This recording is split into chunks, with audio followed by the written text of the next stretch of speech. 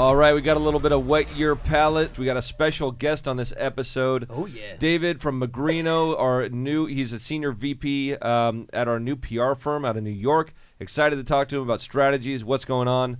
And we get into some bullshit, as you guys might imagine. It's going to be another great episode.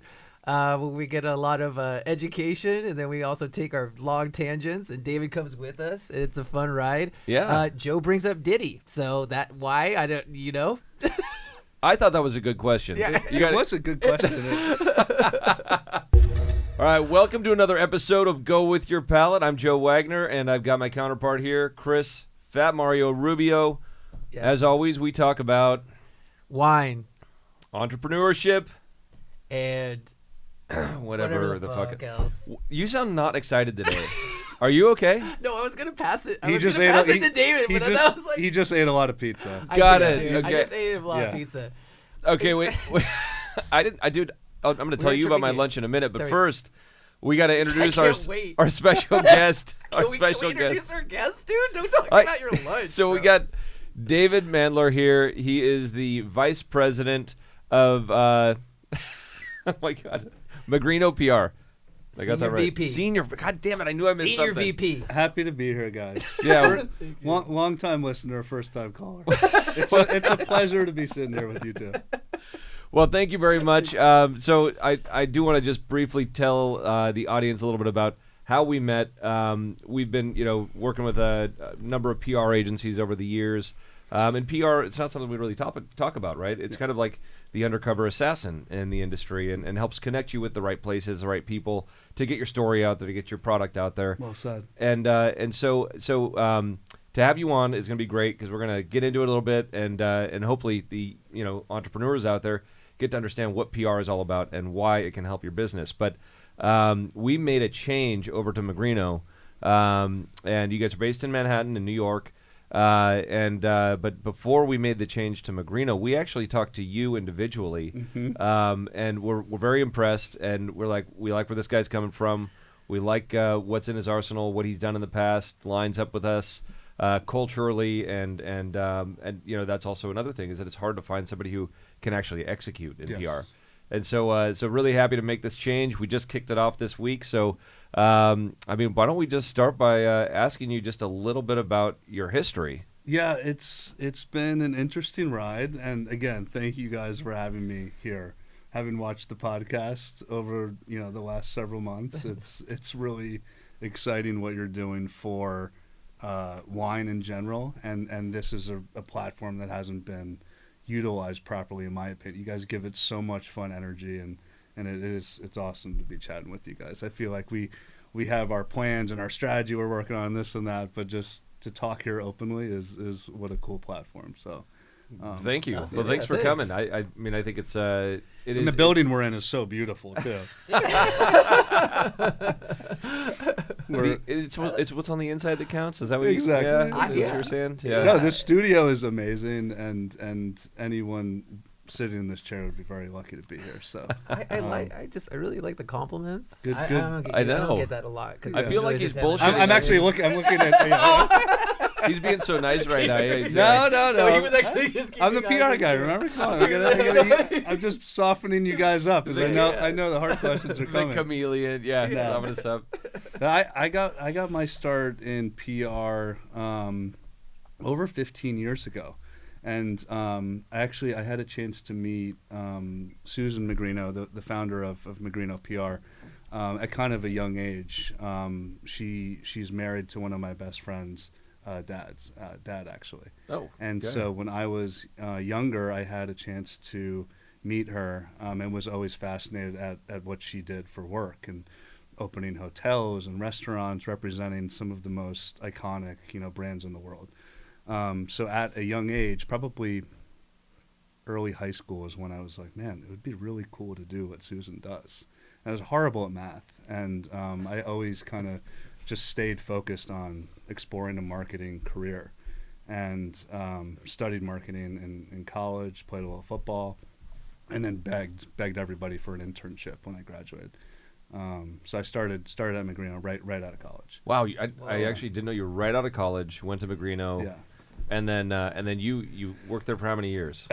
Just over 4 years, and this is 2008 to 2012, and it was just full send, sink or swim, amazing projects, amazing clients, hotels, restaurants, booze, entertainment, all sorts of things. So really was exposed to a lot of incredible brands early on. So I often say to people that as a publicist or a marketing professional, you're kind of only as good as the brands you're representing, because that allows you to then reach out and interface with media or put together brand partnership deals or all that stuff. So Magrino, historically, in my opinion, has kept very good company in all of those sectors. Yeah. So it was exciting.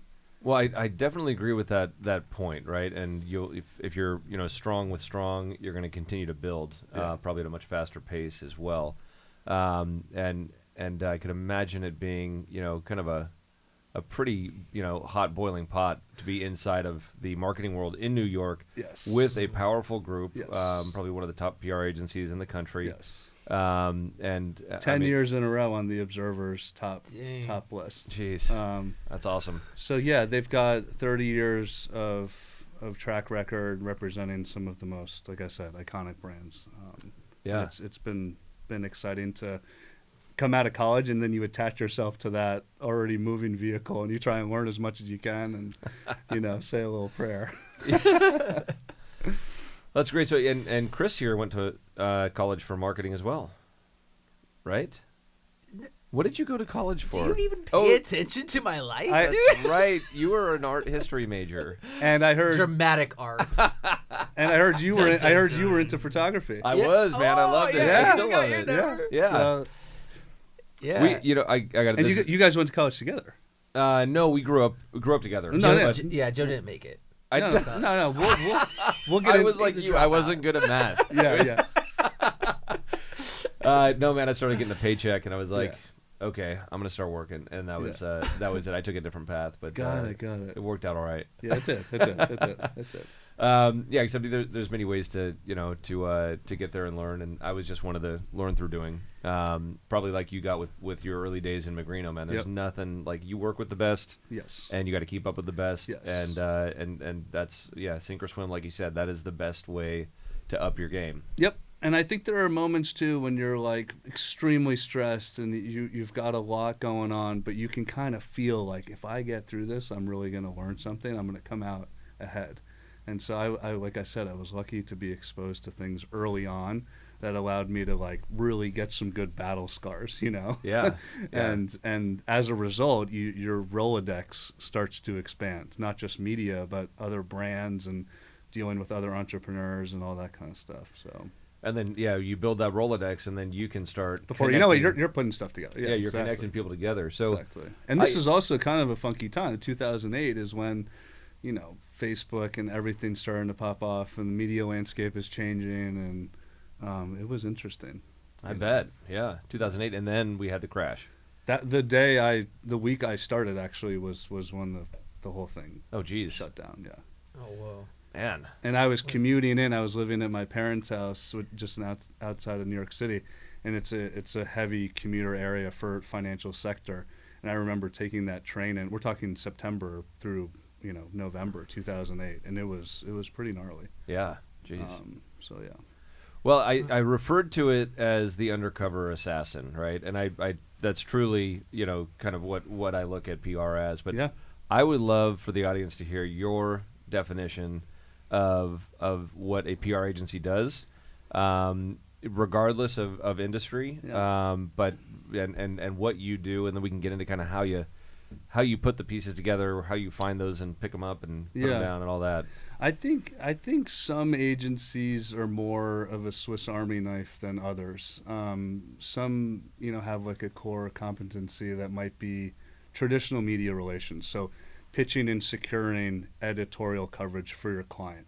So you, Joe, you say, hey, I just want to be in Vanity Fair, Town and Country, Bloomberg, and Wine Enthusiast. Everything else I don't care about. That's your scope of work. So you might engage a PR agency for that specific mandate. Mm-hmm. Other agencies have and that agency might just focus on media relations, but other agencies have a lot of other stuff to offer, from brand partnerships to event sourcing to influencer marketing.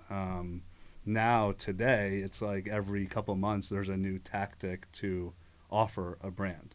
But as the media landscape continues to change, but just broadly speaking, my definition of a publicist or a PR agency is someone who is connecting dots on behalf of a brand or a company, and is generating awareness, bolstering awareness that ultimately increases sales for a company. Mm-hmm. So we're kind of like that behind the scenes turbocharge element.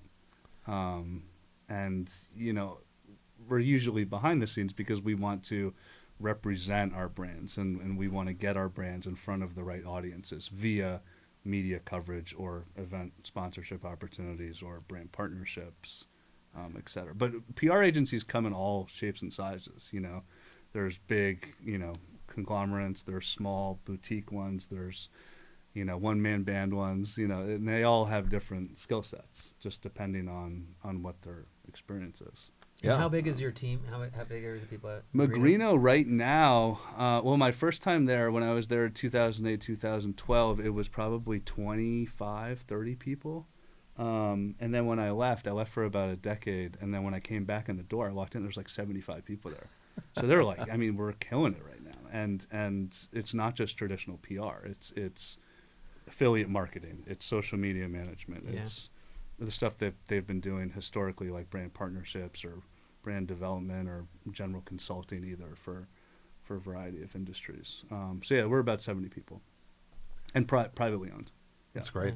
Yeah. And nationally certified women-owned business. Correct. And Yeah. I am pleased to Which is report. awesome. I'm pleased to report also that I am a very rare object in the office. I'm one of very few guys in the office. So it seems to be, at least in our world, you know, luxury lifestyle, hotels, fashion, entertainment, beverage, travel. It is somewhat of a female-dominated industry, especially on that more lifestyle type thing. So I walked into something skewing a little bit more female heavy for sure. Which is interesting, but They it's didn't hire you for profiling purposes. No, they no, they hired you for your skill set. Exactly.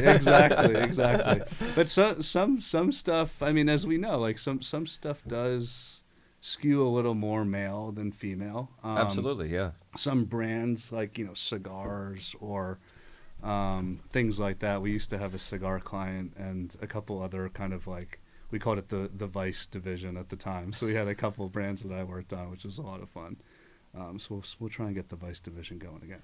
So was that cigars, alcohol, that sort of thing? Yeah, that So kind of thing. all the So vices. me, there was another guy there at the time that was working at the company that we were heading that division up. Got it. Yeah. Well, that's awesome. I mean, yeah. Speaking for our industry, I mean, obviously, for years and years, we're steeped in farming, production, which has elements of chemistry, industrial elements as well, and then sales. And so you definitely see more of a concentration of men on the farming production side. But we've seen a lot of young women getting involved into it in all throughout, you know, the West Coast here in grape growing. And in winemaking, so you're starting to see a lot of female-led wineries and women on winemaking teams, and also distilleries. Yes, yeah, and on the marketing side, so it's funny how you start to see kind of things fall into place and where the strong suits are, where people are dedicated, devoted, and loving what their role is. Marketing side is there's a heavy focus, and you know, a lot of females there, and then sales is something where it's just up and down depending on where you're at, but it's great to, you know, have a nice diverse organization, which you guys sound like you're extremely diverse. Yes, exactly, and a lot of different personalities as well. So I think we both grew up with a lot of woman power with our moms. Yeah. Italian moms. Yeah. So our moms were like, grew up as best friends. Oh, and then okay, good. I didn't they know happened that. to Awesome. get pregnant about the same time. Oh my goodness. So he's older than me, but you know, still, and so yeah, but they're both strong I love that. Italian born and bred, women, and Well, know. you guys would love Susan and Al. Have you met Susan before? I have not. No. Yeah, I'm sure you guys have crossed paths, but yeah, they're just the best. So So is she Italian? Of course, yeah. So it's Magrino. Sicilian. I don't know. We could ask her. Should we call her? No. Bring the call in. Why the fuck are you guys? Can you patch her in? Wait, he just gave me No, the no. Because the Southern Italian. It's a good question. Yeah. So typically if the last name ends in an O, Yeah. it's Southern or Sicilian. Oh, I'm gonna get in trouble for not knowing this, but yeah. So I got a bunch of stories about this because my grandmother is Northern Italian, my grandfather is Southern Italian, or Oh, Sicilian, that's good. and so they don't mix, right? Right. Like if your name ends in O, Yeah. you don't get to marry somebody whose name ends in an I. Interesting. That's kind of the joke of it. So they got together and they ended up getting divorced for 35 years and then remarrying, and they're still alive, doing well today at 90 years old. Yeah. Oh my god, that's cool. Your moms were friends. I didn't realize that. Yeah. Yes. It was a small valley back then. There's probably like 10 people in their age group. Wow, amazing. How it's grown. But no, that's very cool. So I didn't know that there was a certification for women-owned business. Yeah. Is that a national thing? Do you know much about it? It's got to be. I'm embarrassed to say I don't know too much about the specific certification. I know there is a process to apply for it and get it, similar to like B Corp status and other stuff like that. Wow. But I don't know the ins and outs of it. Okay. But it's something that I know the agency is very proud of, and there you go. Yep. I was gonna say too, because I grew up with my mom, and she started in banking as a typist. That was her job. Yeah. Just typing, because she was really fast at typing. And then, as Joe knows too, worked her way up and to become community president. Wow. Of Wells Fargo. Well, branch manager and then community Yeah, president. I obviously and worked the ranks, but to was start all the from ranks. just typing. So Well, it was and a the big, banking industry inspired me. Yeah. She went through a period that was a Banking period industry where it was really gnarly. Yeah. Yeah, that was through a period when it was really male dominant. So We should have her on the podcast. She She could got- probably she- tell some stories. Yeah. she's got you that, know? Let's call her. the Italian muscle man when Yeah, they get she's- angry and fiery. It's like every dude's gonna be like, "I'm back now. I'm yeah." It's a man's world. I would No, it love- ain't. Oh my No, goodness. it ain't. She Running told a him. bank in Napa Valley in the Oh 70s? Yeah. yeah. Dirt roads out here, you guys. I mean, And she it was was probably yeah. amazing. And she was third generation herself too. So Wow. it was. They got off As the you know, boat too. early, man. Yeah. Your family. So what boat did It did they come in on through Ellis Island then, and then drove across to California? I know that her moms came over here, overseas for it was like kind of like a set marriage, with my great grandpa, I'm gonna who open actually this put the while first we're barrels talking. in at BV. Wow.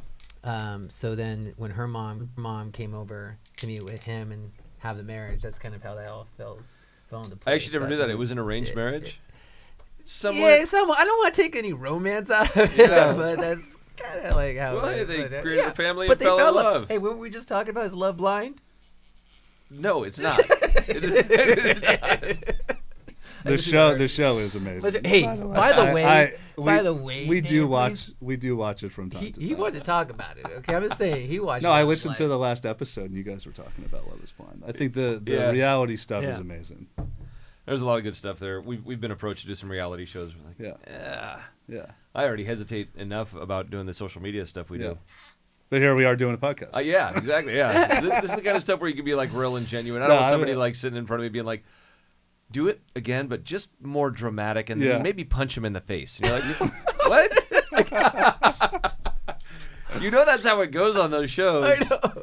You would know. No, I mean, okay, have you look. worked on any reality shows? I have not specifically, but I have an idea of how they operate, and you know there's an element. As he fills the Yeah. glass, like let's just say how they operate. Yeah. They just booze it up. That's it. Yeah, By they the just- way, if you're not watching right now, Joe, that sound that you hear, that's actually wine pouring in a glass. If you're wine, only listening, Yeah. ASMR. All right, so I've got to ask you, David, what is Yeah. your, if you were to say you had one claim to fame as far as being instrumental in the success of a brand that you've represented with a team or independently or whatever, what is your biggest win that you felt like man, you just did all the right fucking things, and you guys nailed it over and over again. And how did that look? Because I think the customer, right, of the product, right? So for us, the customer is going to read an article at some point, and maybe it's something that you worked on that was collaborating with somebody else you knew that was an interesting article about, who knows, it could be, wine and private air travel, something like that, right? Yeah. They're not going to have any idea that was really pitched and put together by the whole backstory. Yeah. So like, if you could go in, because it's not just one thing that you do to help a brand be successful in a quiet way. It's an arsenal of things that you deploy. So, what is your biggest success story?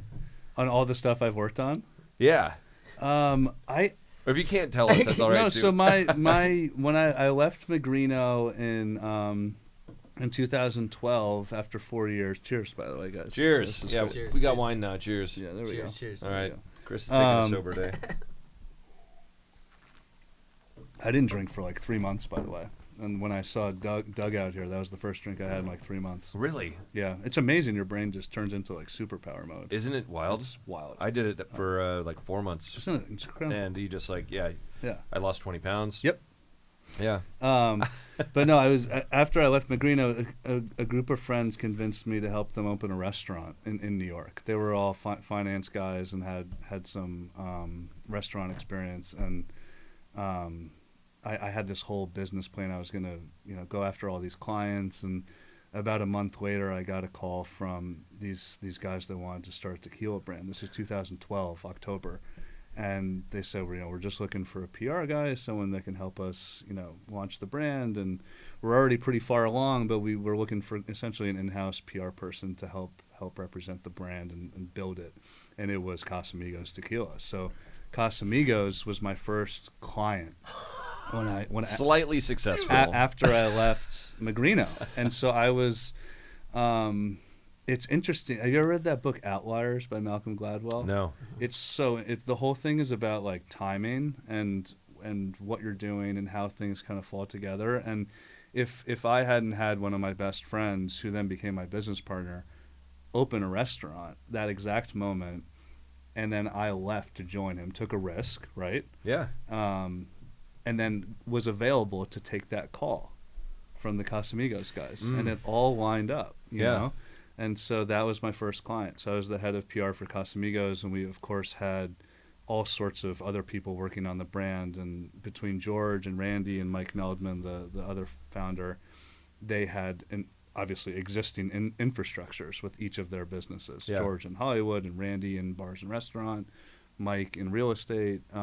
So I was able to insert myself into that ecosystem, and it was really like perfect storm of like team. And it was just a very tight-knit group, and it was full throttle for several years.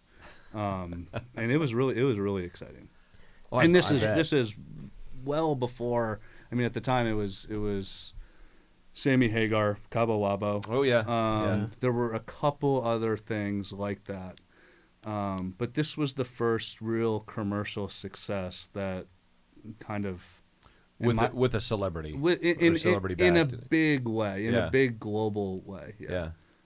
So that was really exciting. That was my next sink or swim moment. And so what kind of things did you do? So you were a one-man show as far as during that time. I was a one-man show, but like I said, I was very lucky to work with other people in their teams. So like working with other publicists that was working across their existing businesses. Got it. Okay. So I was the tequila guy, but if we needed to do something on in the restaurant world or hotels or whatnot, I had other people that could help connect the dots. Okay. So we all kind of had our roles, but I was the first line of defense for the brand from a public perception standpoint, from a PR perspective. So anything you saw from the moment that it launched for several years globally, I was a part of. Yeah, whether it was an event or press or brand partnership or influencer marketing or whatever. At the time, it was not influencer marketing. It was just let's send the brand to the friends and family. So how much did you have to get out there for like collaborations or partnerships versus what I'd imagine the opposite being, where people are just throwing like, "Hey, Casamigos, you guys want to do some shit with our brand?" Well, that's and you had to weed through all that. Like it's, exactly that's when you know you have something really interesting, when people are starting to come to you, because you create that mass awareness, and then everyone wants to be affiliated with your brand. And they say, "Hey, we want to have this part of our party," or "Hey, we want to collaborate with you on something." So yeah, that was one of my jobs, was helping to vet opportunities, whether it was PR requests or event opportunities. And we implemented some like standard operating procedures that the team came up with that we still use today. well, like what were those? Just different ways to qualify or disqualify opportunities. You guys know, like, events in the beverage space can be the biggest time suck imaginable. How do you get the product there? How many people are going to be there? Does the caterer have the liquor license? Is it a private event? Is it a public event? What's the number of attendees? I mean, there's so many variables. How do you figure out, if it's worth the opportunity? Why are we doing this event? Is it for brand awareness, sales, social media amplification? Is it something you're going to attend? Is it worth your time? You know what I mean? Like, so the event, in my opinion, is one of the largest time sucks. So yeah, just being able to quickly make decisions and keep moving forward is the name of the game when you have a brand that's like high octane growing quickly. And that thing grew quickly, very quickly. I mean, I think the trio of ownership, there were probably a lot of synergies there. A lot of knowledge across a lot of different spaces. And you got to also give it up to the packaging and branding and putting the people behind it. And that's something that we're seeing like just play out right now. You have to have people that are actually dedicated behind it. There are plenty of celebrities behind brands that 100%. Don't actually do it. They just put their name on it. 100%. And those all either end up on the bottom shelf or just go by the wayside over time. I hear that all the time, just because I was lucky enough to be involved in it from the early days, and nobody really understands how much work the guys were putting into it. I mean, to make a brand like that became. I mean, everyone was involved and did their part. Yeah, to the fullest extent possible. That's good to hear. And there are a few success stories right now, even with for sure, Terramana.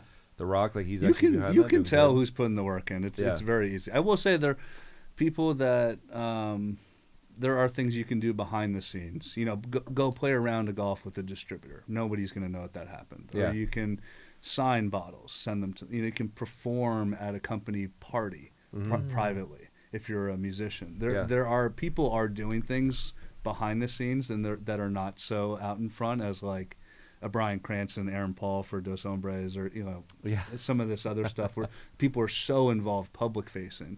And then some of the other brands, you're like, oh, are they really involved? They could actually be doing stuff behind the scenes. You just don't. You just don't know about it. You just don't know about it. You could be doing like private waxings. Yeah, exactly. You know what I mean? Yeah, exactly. Of bottles. Exactly. Of bottles. Yeah. Sorry. Yeah, yes, of course. And private wine showers. I will say that I do. I will say that I do. That is such a liability. I will say that I do wax my children's eyebrows.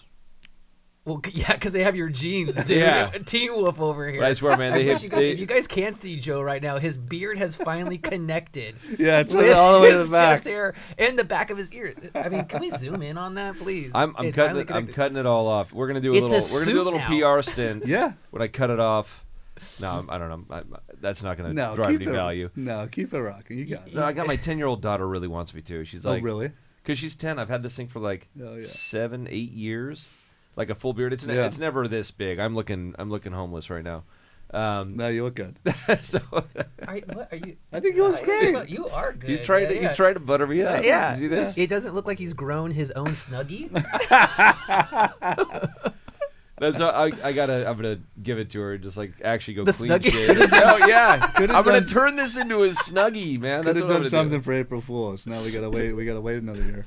I'm passing down to you, your daddy's. Oh man, that's good. Hair suit. So private waxing is what you're getting at. So there are a lot of the call of back of the house sort of things that you're doing, whether it's just strategizing and whatever else, and product placement and partnerships. Those are a big thing, I mean, There's so much that goes into. I mean, a brand is a living and breathing thing. Yeah, and it needs support from all angles. Yeah. And the celebrity brands, that's what I call an unfair advantage, right? There's a card to play there. Yeah, you're starting off on a positive foot. If you don't know how to play it, you're fucked. Yeah. You know, you can play it the wrong way very easily, and we've seen some examples of brands that have cratered as a result.